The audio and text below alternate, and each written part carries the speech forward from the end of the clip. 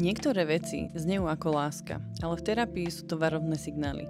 Poďme si ich teraz spoločne prejsť. Ak vás muž presviedča, že ste príliš citlivá a že vaše emócie nie sú pravdivé. Ďalší pravdepodobne len nechce niesť zodpovednosť za svoje správanie.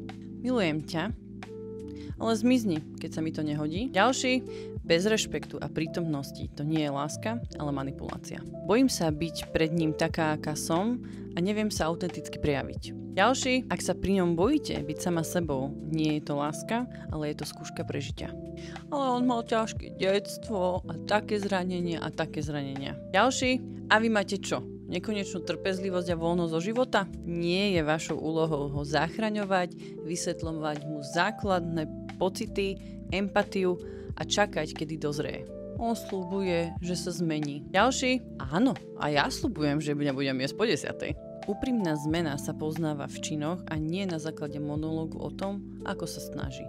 PS, ak vám vo vzťahu stále niečo chýba, nie je to o tom, že ste náročná, ale že ste si prestali konečne